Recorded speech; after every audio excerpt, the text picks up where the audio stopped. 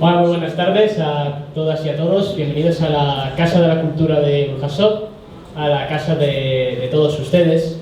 Yo soy Javier Narro, soy concejal de Cultura y Juventud del Ayuntamiento de Burjasot y bueno, tengo el placer de estar aquí en la presentación del libro de Carlos, El país de la grulla.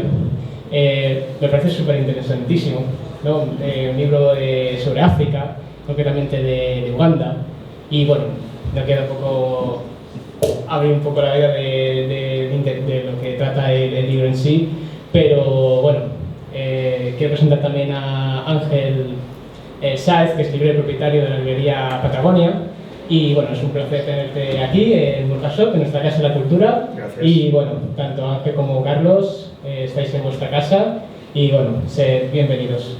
Gracias. Gracias. Hola, buenas tardes. Como ha comentado anteriormente, mi nombre es Ángel Sáez y estoy aquí en representación de Librería Patagonia, una librería que está especializada en viajes, montaña y naturaleza.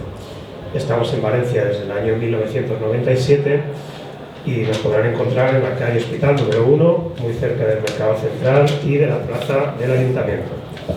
Con regularidad organizamos presentaciones de libros, charlas viajeras y talleres de lectura, así como que también tenemos una agencia de viajes especializada en grandes viajes. Una vez hecha la cuña de publicidad, vamos a lo importante, ¿vale? Que como todos sabéis, hoy se presenta el libro El país de la grulla, historia de un viaje iniciático a Uganda, de Carlos Micó. Carlos, valenciano, nacido en 1992, es historiador y arqueólogo por la Universidad de Valencia, naturalista de vocación desde que era un niño y documentalista.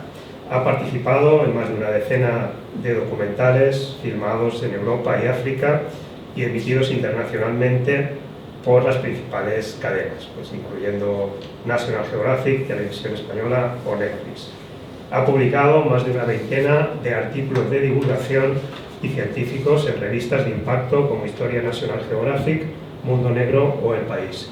Y colabora habitualmente en programas de radio, creo que se llama, Carlos, pegando la E, correcto. Está especializado en historia indígena de África y América y técnicas de arqueología subacuática, y en la actualidad centra su labor investigadora como arqueólogo, estudiando un poblamiento precolombino en el archipiélago panameño de Coiba. No sé si actualmente sigues con ello sí. O te has metido en algo nuevo. De momento ahí estamos. Bueno, tras esta biografía formal, tengo que decir que conozco a Carlos desde hace ya algunos años. Incluso estuvimos a punto de viajar juntos, pero la pandemia se cruzó por el medio y ese viaje queda pendiente. Se frustró. Y bueno, sé de su pasión por los viajes, por el mundo natural, por la historia y por la arqueología, y me hace especial ilusión estar sentado junto a él en esta presentación del país de la grulla. Es su primer libro, por ahora, no sé si será el último, y se enmarca dentro de lo que es el género literario de literatura de viajes. Para mí un buen libro de literatura de viajes debe reunir tres características y creo que, a mi juicio, el libro de Carlos las reúne las tres. Debe de ser ameno y de fácil lectura, y eso Carlos lo ha conseguido con un estilo ágil y directo que nos hace disfrutar de una lectura agradable sin perder rigor en el contenido. Debe ser también, a mi criterio, un libro que amplíe los conocimientos del lector sobre el lugar o los lugares por los que el viaje discurre.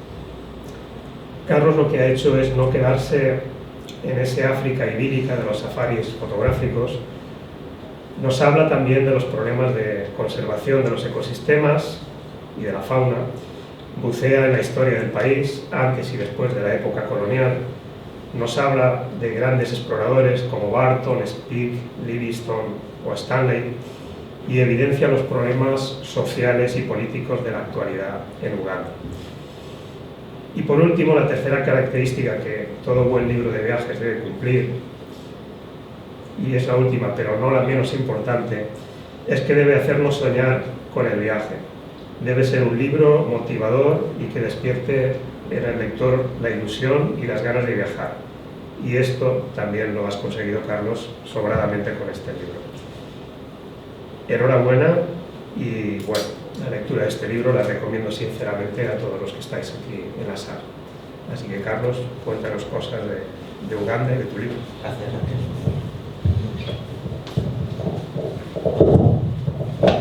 Bueno, pues buenas tardes. Gracias a todos y a todas por haber venido.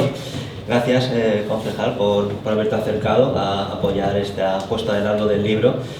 Y gracias, Ángel, querido amigo, librero de confianza. Ahora te pagaré lo que hemos acordado, por haber hablado también. Bueno, antes de empezar, yo me voy a dar el gusto, ya que me veo en esta situación y no sé si me volveré a ver en otra igual. Voy a decir algo que he soñado toda mi vida con decir, ¿vale? Para abrir boca, ¿no? Es que he venido aquí a hablar de mi libro. Bueno, pues eso, hablemos de mi libro, pero antes los oportunos agradecimientos, gracias a Loles por haber ido detrás de mí, por haber hecho posible este acto, Ángel por haberme arropado tan magníficamente y sobre todo, y más importante, a Susana, a mi madre, que yo sé que es muy importante que tu único hijo haya publicado un libro. Esto es tuyo también, así que gracias y te quiero.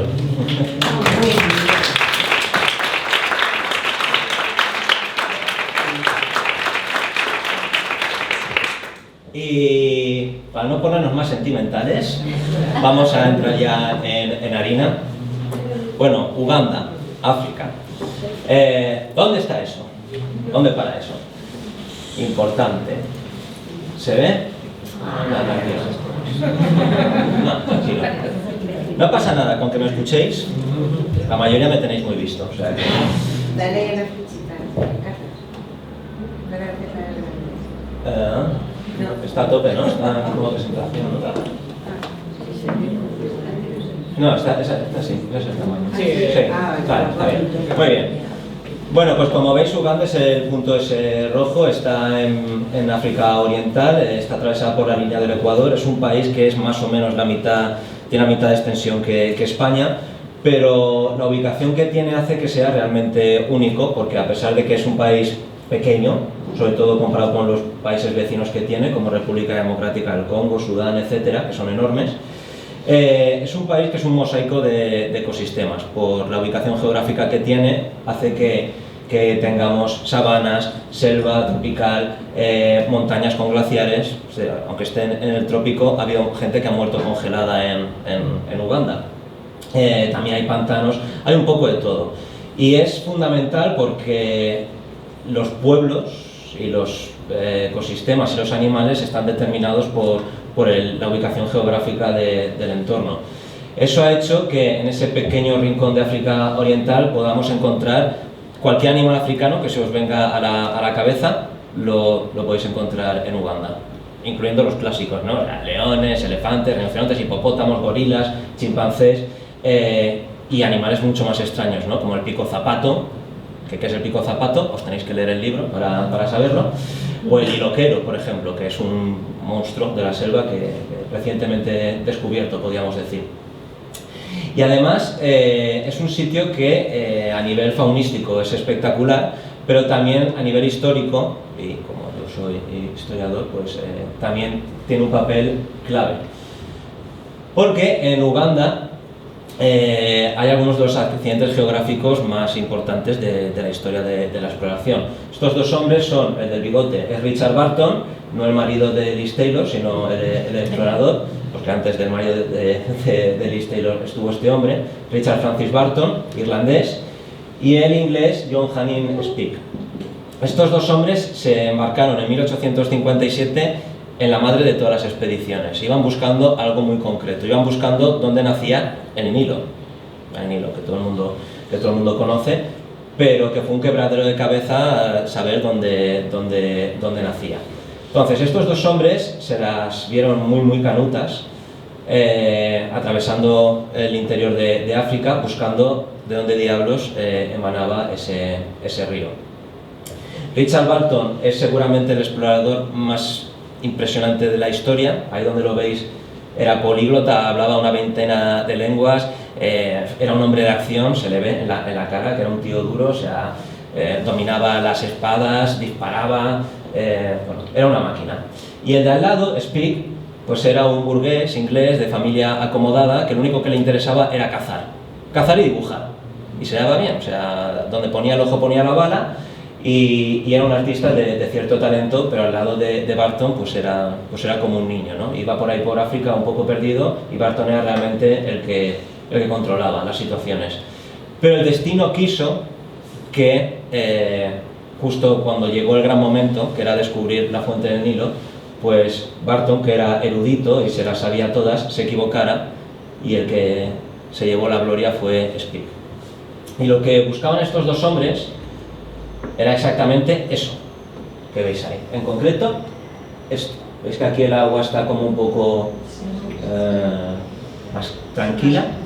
Pues ese es el punto exacto donde nace el Nilo de la corteza terrestre. Eso es el lago Victoria, que es el lago más grande del mundo, que lo comparten Uganda, Tanzania y Kenia.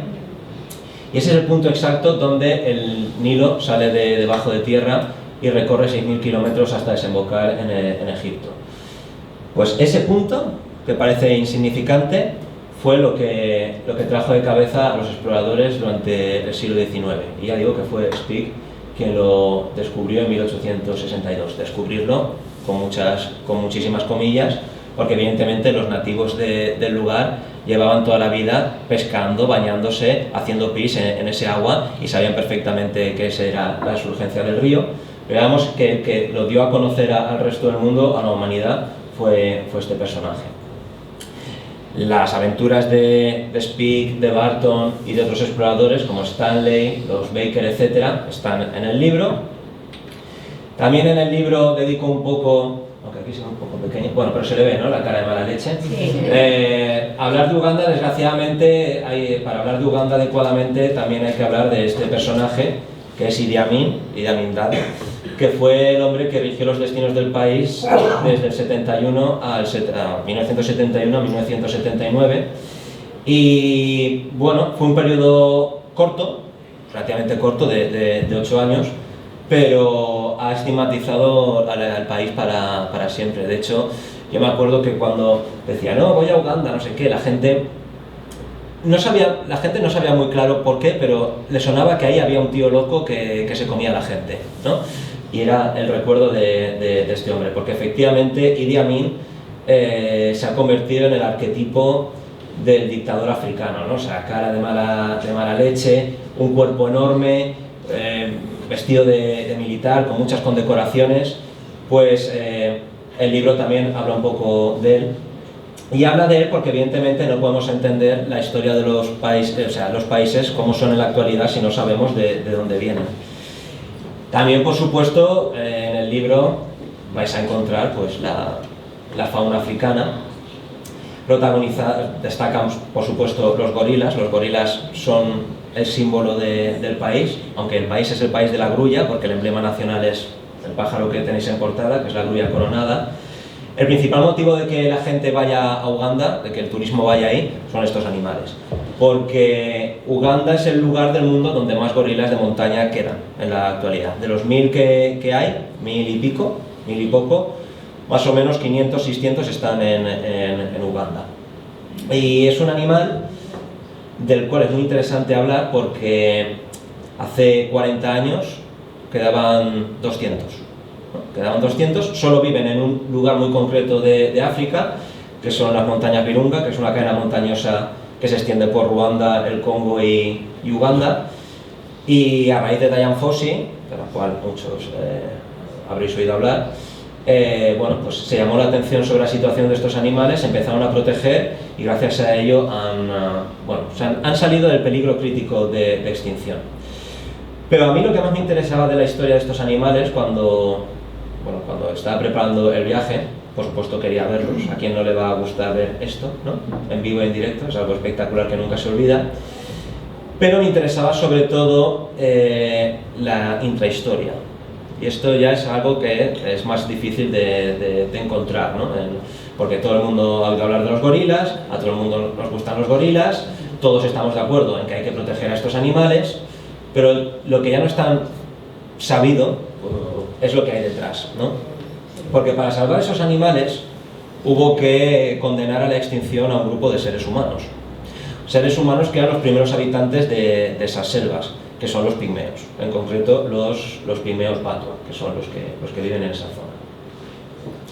Esta foto la tomó un compañero de viaje, Paco Guerrero, y esa foto me parece que describe perfectamente la situación actual de estos seres humanos. Los pigmeos es un grupo indígena de la selva de África Central que se caracterizan por su baja estatura, ¿no? Es una adaptación a la selva donde viven. Vivían ahí, en la selva, con los gorilas, con los elefantes, son cazadores, es decir, los pigmeos cazan, pero no eran los responsables de poner en peligro de extinción a los gorilas, ¿no? Eso fue la caza furtiva. En principios de los 90 declararon parques nacionales en la zona donde vivían los pigmeos, y lo que hicieron fue directamente, prácticamente el día a la noche, expulsarlos. Expulsarlos quiere decir que entraron con armas, entraron con perros, quemaron los poblados, y de un día a la noche no puedes volver al sitio donde has vivido toda tu vida, porque eras un parque nacional y hay que proteger a los gorilas.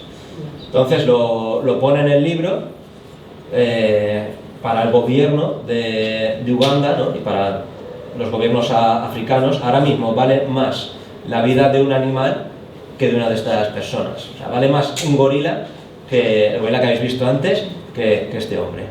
Y es así, porque se destinan más recursos a proteger a los gorilas que a estas personas, que además, como pueblo indígena originario de la zona, tienen unos derechos inherentes a esa condición, y aunque no fuera así, son seres humanos, tienen derechos.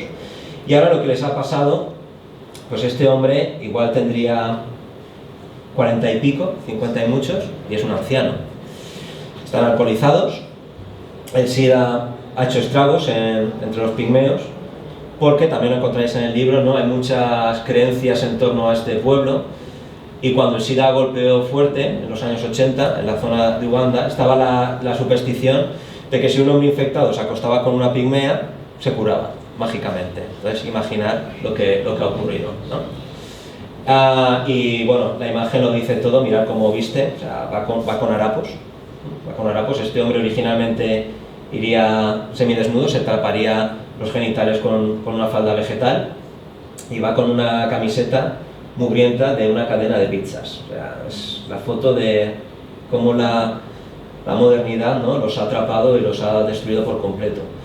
Esta es una de las principales historias que yo trato en el libro, y es la que más me importa de todas las que trato, porque hablar de la historia de la exploración está muy bien, de qué bonitos son los animales está muy bien, pero todo lo relacionado con los pueblos indígenas me parece que es especialmente importante, porque es un tema que no es agradable, no es nada agradable, y de hecho lo leeréis en el libro. O sea, yo tuve momentos bastante difíciles cuando estábamos en esta zona, de decir, esto directamente es esto es una mierda, ¿no? O sea, de cómo algo que es bueno, ¿no?, como es proteger el entorno y los animales, ha provocado la ruina de estos seres humanos. Así que el capítulo que se llama Humanos en extinción, por favor, leerlo con especial cariño, porque me volqué mucho escribiendo eso. Vale, bien, ya hemos llegado a la última foto, perfecto. Al margen de eso, al margen de todo lo que podéis leer sobre la fauna, sobre los pueblos indígenas, sobre la historia del país, que puede ser más o menos interesante, ante todo, este libro nació sin ninguna pretensión, ¿vale? Este libro nació, hay que ser sincero, lo he hecho lo mejor posible, pero este libro no tenía ninguna pretensión. Este libro nació de las notas que yo tomo cuando viajo, para acordarme básicamente de las cosas, y le di forma durante el confinamiento. Bueno, cuando estábamos ahí encerrados en casa, para que no me explotara la cabeza en el confinamiento, pues dije, a escribir, y ya está, y lo escribo para mí. Pero entre tanto me habían publicado algunos artículos sobre los pueblos indígenas y demás, ¿no?, revistas que ha comentado Ángel, me los habían publicado y me habían pagado por ello, o sea que parecía que podía escribir algo medianamente decente. Así que le di forma, lo procesé para que fuera, espero que agradable de leer. Y también tiene un componente que lo hila todo, que el libro al final es como un diario, ¿no? Es un diario de los 2 primeros viajes al país. Lo que pasa es que está todo contado como si fuera un único viaje, ¿no? Para que fuera más ágil. Y está todo hilado por el momento en el que a mí me tocó ir a ese sitio. Poner el pie en África por primera vez era el sueño de mi vida, algo que había deseado siempre y que no parecía probable que fuera a conseguir tan pronto, porque para ir a estos sitios hace falta parné, hace falta dinero. Entonces era algo que al principio yo no estaba predestinado, ¿no? O al menos no a hacerlo tan joven como lo hice. Se dieron carambolas, y eso es otro tema del libro, ¿no? La suerte, el papel que juega la suerte en nuestra vida, tanto para bien como para mal. Se dieron ciertas carambolas y resultó que, pues eso, que me iba a África, me iba a Uganda, a un lugar que jamás pensé que visitaría, pero coincidió justo con momento de zozobra total. Momentos de zozobra todos hemos tenido, todos tendremos, y quien no, pues que espere, porque la vida va de eso. Y está todo hilado, es la foto fija de cómo me sentía yo ahí con 24 años, la movida que era el conseguir lo que siempre has deseado, pero que te coincida justo con el momento emocional más bajo que había experimentado hasta la fecha, ¿no? Entonces es un libro también que, bueno, es un libro de viajes, es un ensayo, creo que cumple con los 3 requisitos que yo le pido a un libro, que es que, por lo menos a un ensayo, que es que entretenga, eso es fundamental, al final leer tiene que ser un divertimento, tiene que entretener, tiene que informar. Yo confío en que cuando os lo leáis, pues seáis todos un poco más sabios y más sabias, ¿no? Que conozcamos un poquito más este rincón del mundo, y que hable de la condición humana, o sea, entretenimiento, información y que hable de la condición humana, ¿no? Cosas que a todos nos pueden pasar y que nos podamos sentir identificados, ¿no? Entonces, pues ahí están todas las emociones que una persona puede experimentar. Lo que pasa es que yo las experimenté de manera muy rápida, muy lejos de casa, experimentando dilemas como este, ¿no? De los pueblos indígenas, las tradiciones, la conservación del entorno, etc. O sea, fueron unas semanas realmente intensas que cambiaron mi vida. O sea, este libro documenta un momento brújula. Ahora, en el tema del desarrollo personal está muy de moda eso, ¿no? El momento brújula, el momento en el que la brújula te indica el norte y te indica ya la dirección que tienes que seguir. Pues ese es mi momento brújula, o sea, yo estoy donde estoy ahora, estoy aquí hablando con vosotros a raíz de todo ese viaje. Posteriormente volví a otros países, a Namibia, Camerún, Kenia, etc. Entonces está ahí un poco volcado todo lo que pensaba, lo que sentía en aquel momento. Me ha quedado un libro bastante personal, quizás más personal de lo que yo en principio tenía previsto, pero bueno, espero que os entretenga, que os informe, que empaticéis con los sentimientos que ahí están expuestos. Y poco más, no voy a decir mucho más porque si no, no os compráis el libro y al final estáis aquí para eso, para pasar por caja. Cualquier duda, cualquier pregunta, por supuesto quedo a vuestra disposición, tenemos tiempo para charlar y creo que no me dejo nada en el tintero. Ah, bueno, sí, es algo que tendría que haber dicho al principio. Estoy especialmente agradecido a Lola y a mi madre por haber organizado este evento aquí en Burjasot, porque, bueno, yo soy de Valencia, yo soy de Benicalap, pero yo me crié aquí. Aquí vivían mis abuelos paternos, tengo recuerdos muy potentes de este pueblo, venía a la escuela de estío aquí de pequeño, o sea que me siento de aquí y es realmente emotivo hacer esta puesta de largo de este mi primer libro en Burjasot, así que os agradezco mucho que hayáis venido y nada, espero que el libro esté a la altura. Muchísimas gracias.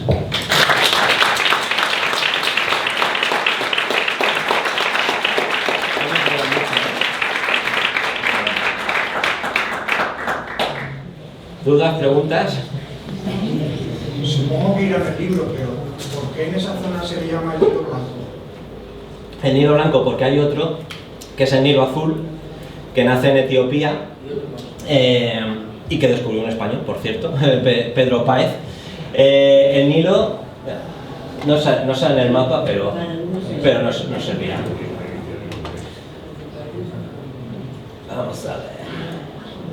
Vamos a decir, el Nilo Blanco, o sea, la fuente es la parte más alejada de la desembocadura, ¿no? Entendiendo como tal la fuente, ¿no? Entonces, el Nilo Blanco nace aquí, en el lago Victoria, que es la foto que os he enseñado antes. Viene por aquí, cruza Sudán del Sur, y en Sudán, a la altura de Jartum, que es la capital de Sudán, se junta en un sitio que se llama el Cuerno del Elefante, nombre impresionante, se junta el Nilo Blanco con el Nilo Azul que nace en Etiopía y que descubrió Pedro Páez. Entonces es básicamente para distinguirlo. Se le llama blanco sobre todo porque aquí hay unos rápidos, en el libro hay fotos de las cataratas Murchison, que es un salto del Nilo Blanco. Entonces se le llama blanco principalmente por los rápidos, porque los rápidos el agua se pone blanca, ¿no? por la espuma. Entonces hay dos Nilos en realidad. El Nilo Blanco que nace aquí en Uganda, en el lago Victoria, el azul se juntan en Jartum, en Sudán, y siguen juntitos ya como un único cuerpo hasta aquí, hasta el delta del Nilo que está en Egipto. Pero efectivamente está en el libro. ¿Alguien patrocinó el viaje o te arrojaste de cabeza? Nada, me arrojé de cabeza. A ver, fue una carambola, está en el libro. Primer capítulo, el antropólogo loco. El antropólogo loco es un amigo, un mentor, que se llama Joan Riera, que es una persona, yo le digo que es el Dalí de África. Cuando digo que es el Dalí de África, quiero decir que está un poco tocado, por eso le llamo el antropólogo loco, pero es un tío que es genial, o sea, lo suyo es imbatible. Y es una persona que yo conocí por redes, y era antropólogo, y vivía de ello. Entonces era la primera persona que vivía de eso. Y le pregunté, le consulté. No sé si os habéis dado cuenta que yo mucha vergüenza no tengo, y me lancé con todo el morro. Le dije, oye, ¿tú te dedicas a esto, tal? Me dijo, sí, tengo una agencia de viajes, llevo a gente de pasta, así me lo dijo. Llevo a gente de pasta a África, pero no al África normal. O sea, yo trabajo en Sudán del Sur, en el Congo, en Angola, en Nigeria, o sea, el África menos turística. Y me fui a Barcelona a conocerlo, a hablar con él, y le debí de caer simpático, y me dijo, oye, ¿tú sabes de animales, sabes de historia, tú te atreves a guiar un viaje? Y digo, sí, ¿por qué no? Sí, si me invitas. Me dijo, vale, está en el libro, me dijo, vale, ¿qué te parece ir a Sudán del Sur? Que está aquí. Sudán del Sur no existe, o sea, es un estado fallido, o sea, están en guerra constantemente. ¿Se puede ir? Sí, se puede ir, pero no es el mejor lugar para iniciarse, ¿no? Y menos para llevar a gente, ¿no? Y yo le dije, hombre, Sudán del Sur me parece un poco una locura. Yo soy muy de locuras, pero tengo mucho por lo que vivir, ¿no? Entonces, no sé, algún destino un poco más llevadero. Me dijo, vale, pues si no es Sudán del Sur, pues a Uganda, ¿no? Uganda sí. Digo, vale, no sabía nada de Uganda. Sabía que habían gorilas, sabía que había pasado la dictadura de Idi Amin y poco más. Y me dijo, bueno, pues si conseguimos gente y tal, vas, cobrarás, o sea, irás gratis, cobrarás, porque vas a hacer un trabajo y ya está. Y si te atreves, pues vamos. Y así fue.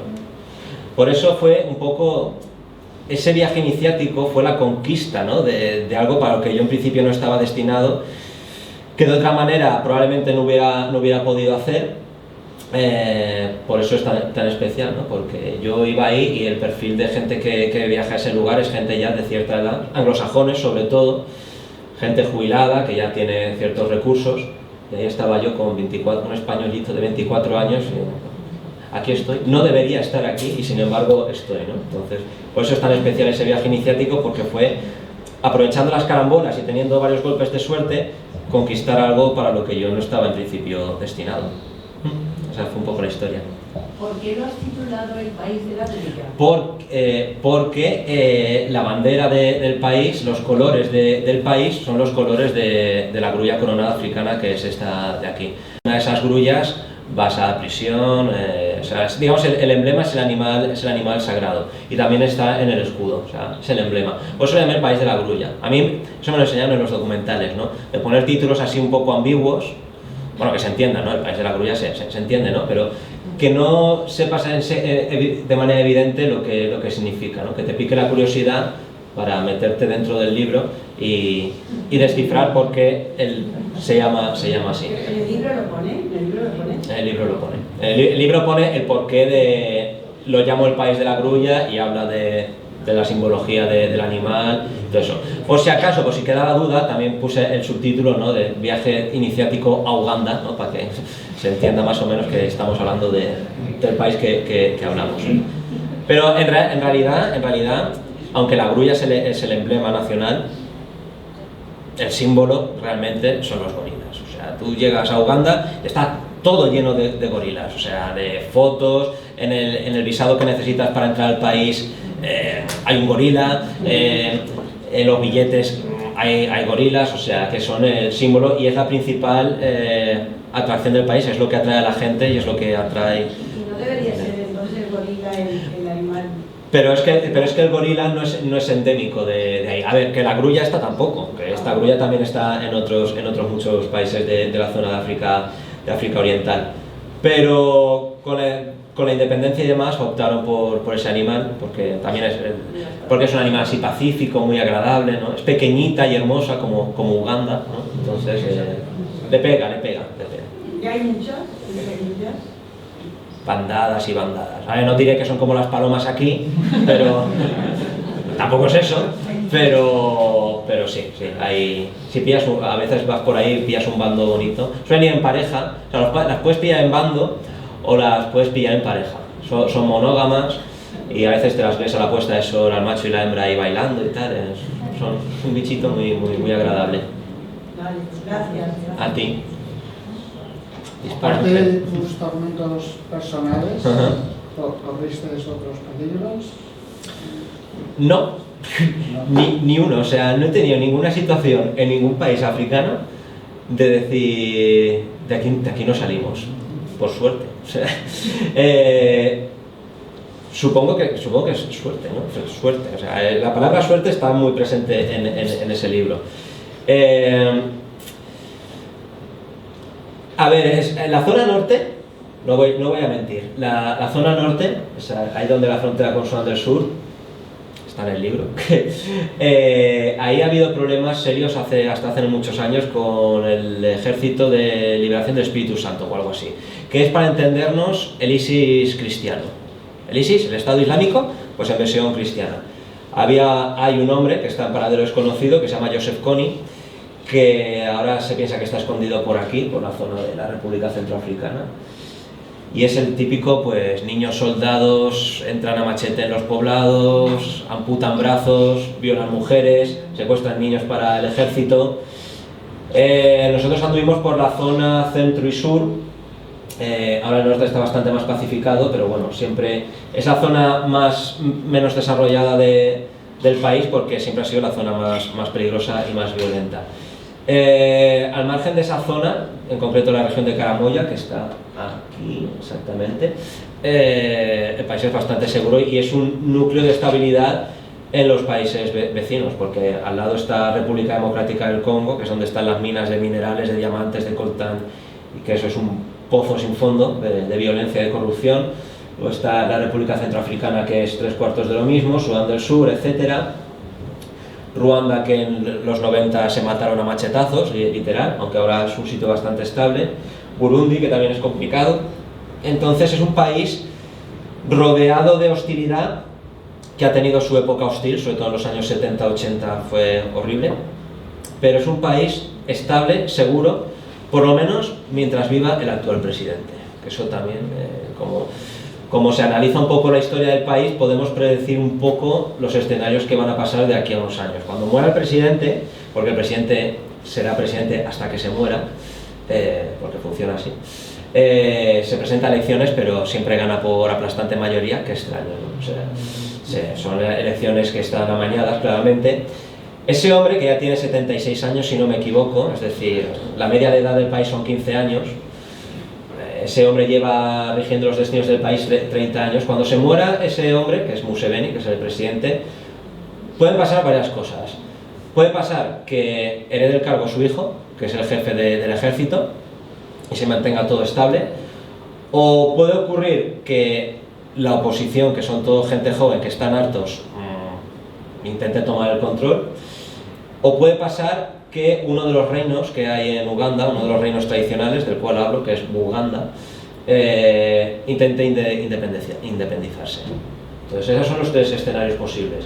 Todavía el país es estable, es seguro, pero es una zona que adolece de una inestabilidad crónica. Entonces, de momento se puede ir y de momento iremos, ya veremos de aquí a unos años. Y luego en el día a día la gente, lo importante es que este país no es miserable, no se mueren de hambre, ¿no? Entonces si no te mueres de hambre, la cosa se estabiliza bastante, porque ahí tienen el lago Victoria que les da pescado, la tierra es volcánica, luego las cosechas van como un tiro. Nunca ha habido una hambruna seria ahí, entonces siempre han tenido recursos para alimentarse. Por eso además reciben muchos refugiados de Sudán del Sur y de los países vecinos. Entonces, habiendo comida, habiendo agua, las infraestructuras son precarias, pero está la estabilidad que da el tener el estómago lleno. Por eso, aun yendo por la calle, por sitios que no ves nada, porque no hay luz por la calle, no te sientes especialmente inseguro. Hay zonas las que no hay que ir, evidentemente, porque tampoco hay que abusar de la suerte, pero es un lugar tranquilo, seguro, y nunca he tenido ningún problema, pero ni ahí, ni en Camerún, por ejemplo, que es el sitio más inestable en el que he estado, en África, que es aquí. Cuando fuimos, en el norte estaba operando Boko Haram, que Boko Haram se conoce bastante, ¿no? Es como un tipo Al-Qaeda. Entonces en el norte estaba Boko Haram por ahí liándola, en Nigeria, Chad y el norte de Camerún, pues con que te quedes en el sur no te va a pasar nada. Quiere decir que África, qué peligroso. O sea, peligroso, o sea, es como si en Portugal estuvieran guerreando y nosotros estamos aquí, o sea, es difícil que nos salpique, ¿no? Entonces, el tema de la seguridad en África es mucho más seguro y es mucho más amigable de lo que nos hace creer las noticias, porque siempre se pone el foco en lo negativo, ¿no? En las hambrunas, en los niños con moscas en los ojos, en los guerrilleros con los machetes y los kalashnikovs pegando tiros. Eso ocurre, pero no ocurre ni en todos los países, ni en los países enteros, ni en todo el continente. O sea, son 54, 56 países, ¿no? En 56, contando Sáhara y demás, cada uno de su padre y de su madre. Pero no es lo mismo la zona del Sahel, Mali, Níger, Mauritania, que Sudáfrica, Botswana, Namibia, que Kenia, Tanzania, que Gabón, Camerún, Guinea. Entonces es como comparar un ruso con un griego y un español con un noruego. Entonces, bien, buena gente. Otra pregunta, otra curiosidad, ¿qué idioma se habla en Uganda? 54 idiomas. Hay 54 idiomas oficiales. Es un sitio mega diverso. Lengua oficial, el Uganda. El Uganda, bueno, no, los oficial son los 54, pero los que predominan son el inglés, porque fue protectorado británico, no colonia, protectorado, que no es lo mismo. Y la etnia mayoritaria son los Baganda, que son los del reino de Buganda, ¿no? Del cual toma el nombre el actual estado. Pero se habla Buganda, Batoro, Runyankole, o sea, así hasta 54. Y está muy bien porque cualquier ugandés medio, ¿no? O sea, cualquier ugandés de Kampala, que es la capital, te habla inglés, te habla Buganda, te habla Batoro, o sea, es como si aquí todos habláramos español, valenciano, gallego, euskera, portugués. O sea, pero así, o sea, y bilingüe. Entonces, es un ejemplo de integración lingüística y religiosa. Y religiosa también, porque son mayoritariamente cristianos, pero todas las variantes del cristianismo, ¿no? Adventistas del séptimo día, protestantes, luteranos, calvinistas, católicos, hay musulmanes también. La verdad es que Se nos vende la imagen de que esto es muy inestable y que se matan por religión y por etnia y todo eso, pero la realidad es que es un crisol bastante bien equilibrado de culturas y de religiones. Deberíamos aprender. ¿Más cositas? Dispara ahí, Julito. La duración del viaje entre los dos, ¿cuánto tiempo estuviste allí en el país? Más o menos para escribir. Entre los dos, mes y pico largo, pero sin parar. O sea, sí, sin parar, a saco. ¿Y en moverte ahí que te movías siempre en coches y demás? Coche y a lo mejor un trayecto de 300 kilómetros, vamos a decir un Valencia-Madrid, que ahora te lo puedes hacer por carretera en 3 horas y pico o en hora y media. Ahí cuesta más. 7 horas y media. 7 horas y media. Entonces terminas con el culo un poco cuadrado. Pero bueno, vas haciendo paradas y demás. Hay zonas, a ver, es un país eminentemente rural, la capital es una metrópoli, pero en cuanto te sales de la ciudad son caminos de tierra. Ahora están construyendo muchas carreteras los chinos y los coreanos, que de eso también se habla, pero es un país eminentemente rural y encima también es escarpado, es montañoso, o sea, es para arriba, para abajo, para arriba, para abajo. Es un poco, en ese aspecto es un poquito engorroso, pero el paisaje en general está guay. Además vas viendo cómo cambia el paisaje, la sabana, la montaña, los humedales. Siempre hay bichos alrededor de la carretera, domésticos y salvajes, entonces bueno, se hace llevadero. Para ti que eres joven, lo tienes hecho. ¿Más cositas? Preguntar sin miedo, ¿eh? ¿Cómo analizas? Bueno. Vamos bien, ¿no? O sea, si hay que contar... Es que lo has explicado todo también, que da margen para provocar preguntas. Gracias. Pero ahí había una pregunta. ¿Cómo analizas social y psicológicamente el hecho de que la vida de un gorila sea más importante que la de un humano? Fatal, o sea, es que es lo perverso de este asunto, ¿no? O sea, no se trata de no salvar a este animal ni a esta especie. Evidentemente tienen que seguir existiendo y tenemos que hacer todo lo posible por conservarlos, pero está mal enfocado el planteamiento. Bueno, lo voy a desarrollar esto un poco, aunque está en el libro. Esto es uno de los temas sobre los que yo más me he involucrado a nivel como historiador, ¿no? Porque aúna el tema de la historia, los derechos humanos, los pueblos indígenas y la conservación de la fauna, que también es un tema que me interesa, evidentemente. En África está planteado mal el asunto. El modelo de parque nacional, que todos más o menos conocemos, se instauró en Yellowstone, en Estados Unidos, en 1872, si no me equivoco, a finales del 19. Y el planteamiento de un parque nacional es sacar a la gente y, digamos, acordonar la zona y que solo haya animales. Para crear Yellowstone tuvieron que expulsar a los indios de ahí, a los nativos americanos, porque está en territorio indio. Entonces, sacaron a los nativos americanos para tener ahí a los bisontes, a los osos, a los lobos. Aún quedaban. En 1872 todavía quedaban. Y siguen quedando. Lo que pasa es que los sacaron, los metieron en reservas, las famosas reservas de los indios norteamericanos, y Yellowstone se ha quedado para conservar la fauna, ¿no? Es como una isla, ¿no? de naturaleza salvaje. ¿Está bien tener una isla de naturaleza salvaje? Sí, pero... ¿Y los derechos humanos? O sea, sobre todo que son pueblos indígenas que, aunque depredan el entorno, y no hay que idealizar a los pueblos indígenas, o sea, los pueblos indígenas cazan, matan animales y tienen costumbres que nos resultan grotescas en muchos casos, sobre todo con relación a las mujeres y demás. Pero tienen derecho a estar en ese lugar porque... primero porque estaban ahí y segundo porque su actividad, aunque deprede el entorno, ha demostrado que no lo destruye del todo, porque si no, no existiría ese lugar que quieren proteger. En el caso de los pigmeos son cazadores recolectores. Entonces montan campamentos, cazan lo que hay alrededor y cuando empieza a escasear la caza abandonan y se van a otro sitio. Entonces van rodando, ¿no? Y dejan que el entorno se vaya regenerando y que se regenere. Los pigmeos cazaban gorilas. Algunos pueden haber cazado, igual que de vez en cuando cazaban un elefante.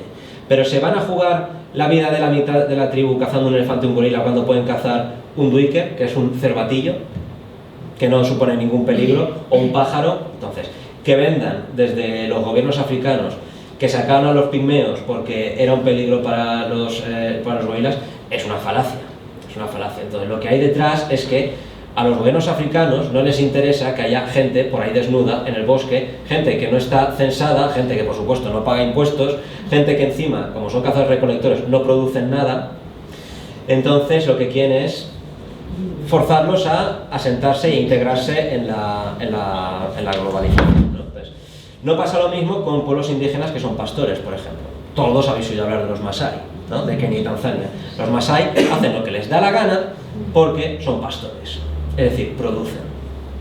Entonces los Masái son bastante dueños de su destino, no les pueden hacer tantas triquiñuelas porque tienen cabezas y cabezas de ganado, producen, y es muy distinto ser un grupo indígena pastor que un cazador-recolector.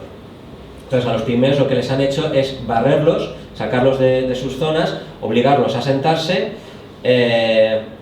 Están fuera de su mundo porque no pertenecen a la globalización y no pueden volver a la selva. Entonces están alcoholizados, tienen problemas de sida, a los niños les cuesta alfabetizarlos porque los marginan en los colegios y demás. Eso hay una historia ahí en el libro. Entonces todo esto se reduce al colonialismo verde.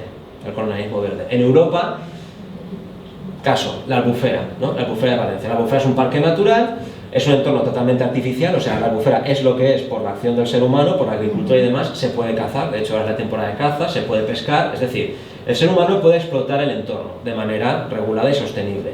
En Europa y en Norteamérica se intenta impulsar ese modelo de convivencia entre el entorno y la gente local, pero en África no. En África lo que quieren es sitios cerrados, sin gente, para que venga el turismo a ver los animales o a cazarlos, que esa es otra. En Botswana, por ejemplo, prohibieron el acceso a los bosquimanos para que fuera la familia real saudí a pegar tiros por ahí.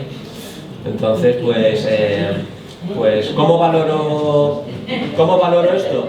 Pues pésimamente mal, o sea, es una falacia. Y es un tema del que no se habla demasiado. De hecho, documentándome para el tema, solamente encontré un libro que trataba este tema, a nivel histórico, que está en francés, ¿no? Es un tema que ha tratado un historiador francés bastante.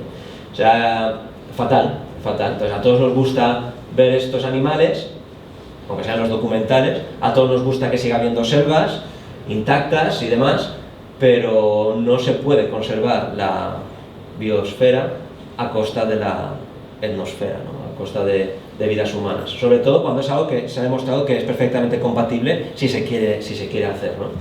Entonces ese capítulo, ¿no? El de humanos en extinción, es en el que yo más me he vaciado porque me toca y cuando yo estuve ahí yo no conocía la historia, o sea, algo intuía, ¿no? Pero me encontré con ella de bruces, ¿no? O sea, fue en plan de esta gente está totalmente destruida, ¿no? Y me dijeron mis amigos ahí de Uganda, me dijeron, bueno, has visto lo que querías ver, has visto la realidad de las cosas, es una mierda, ahora cuéntalo, ¿no? Y dije, bueno, lo contaré, no creo que sirva de mucho, pero contarlo lo voy a contar, así que, pues eso, aquí estoy contándolo. Y, o sea que fatal, y no tiene visos de cambiar, porque hay muchos intereses, entonces los pigmeos no valen nada, y así de claro. Los Masái, por ejemplo, producen dinero, de hecho son empresarios, algunos tienen hoteles y todo, igual que los indios norteamericanos, que ahora tienen casinos, o sea, hay tribus de indios norteamericanos que son millonarios, pero esta gente está acabada totalmente. O sea, los pigmeos de África Oriental, que son estos, están acabados, o sea, cuando muera la generación de este hombre, se acabó, o sea, que por eso lo titulé Humanos en Extinción, porque vamos a asistir a la extinción de los indígenas de la selva de África Oriental. En África Occidental, en Camerún, Gabón y todo eso, todavía aguantan relativamente bien, pero ahí también los tienen bastante mal las madereras, porque ahí van a talar y talan extensiones enormes y les da igual que estén ellos.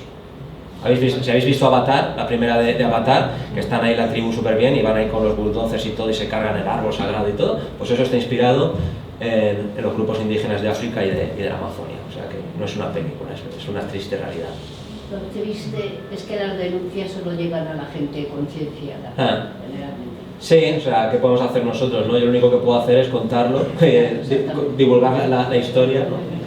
Y ya está. Y si me cruzo alguna vez con el presidente de Uganda, cosa que espero que no ocurra, porque me da miedo, decirle que un poquito de por favor, ¿no? Que se lea el libro.